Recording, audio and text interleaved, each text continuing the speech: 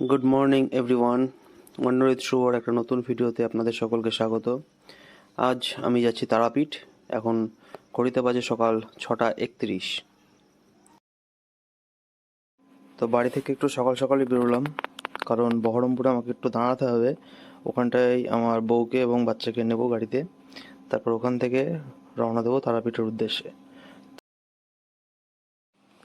তারাপীঠ মন্দিরটি একটা হিন্দু দেবী মা তারার মন্দির, যেটা কালীরই আরেক রূপ।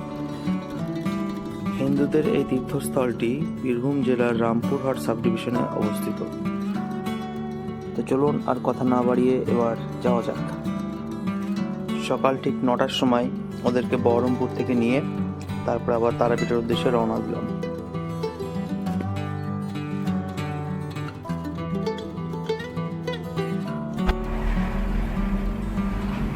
আমরা বীরভূম বেলা 11টা নাগাদ ঢুকে গেছি। বীরভূম ঢুকতেই চোখে পড়লো এরকম মাটির দোতলা বাড়ি, যেগুলো সচরাচর আমাদের ওদিকে আর দেখাই যায় না। আপনাদের সুবিধার্থে ভিডিওটি ফাস্ট ফরওয়ার্ড করে দিলাম, নাহলে রাস্তায় এমন কিছু বিশেষ দেখার নেই রাস্তার আশেপাশের ভিউ ছাড়া।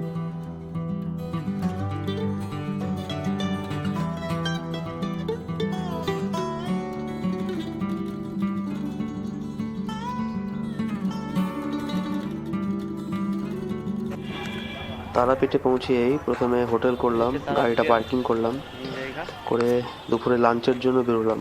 দেখি কোথায় ভালো লাঞ্চ করা যায়। আশেপাশে অনেক হোটেল আছে যেগুলোতে লাঞ্চ করতে পারবেন আপনারা আসলে। রাস্তা দিয়ে চলতে চলতে একটা পরিষ্কার পরিচ্ছন্ন হোটেল দেখলাম, সেখানেই ঢুকে পড়লাম। ভেজ থালি অর্ডার দিলাম আর চিকেন কষা অর্ডার দিলাম। ছেলে তো পাঁপড় ভাজা আলু ভাজা খেতেই ব্যস্ত।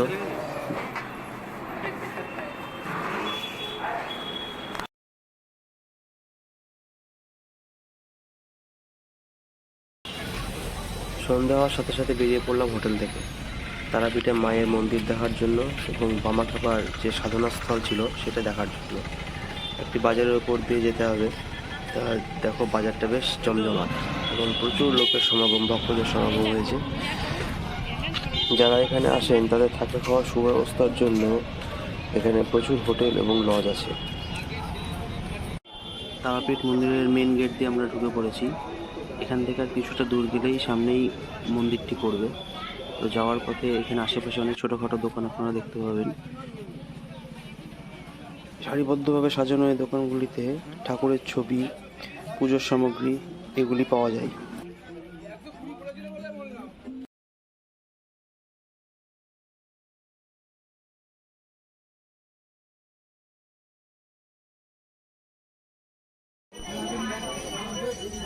এটা হচ্ছে তারাপীঠ মহাশ্মশান। এখানে বামাখ্যাপা বসে সাধনা করতেন। এই জায়গাটিও বেশ সুন্দর, দেখবার মতন জায়গা।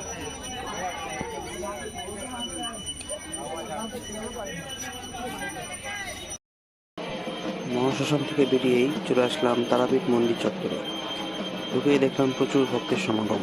তখন আরতি চলছিল, সন্ধ্যাবেলা ছিল।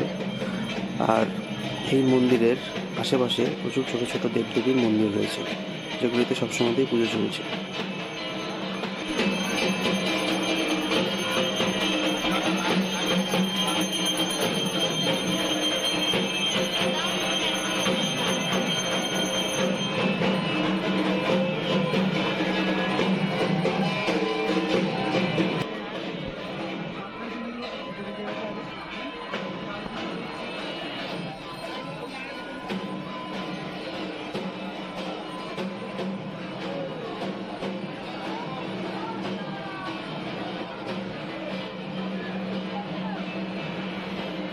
মা তারার যে পুজো হচ্ছে সেটার সামনে জায়েন্ট স্ক্রিন টাঙিয়ে দেওয়া আছে, সেখানে আপনারা দেখতে পাবেন।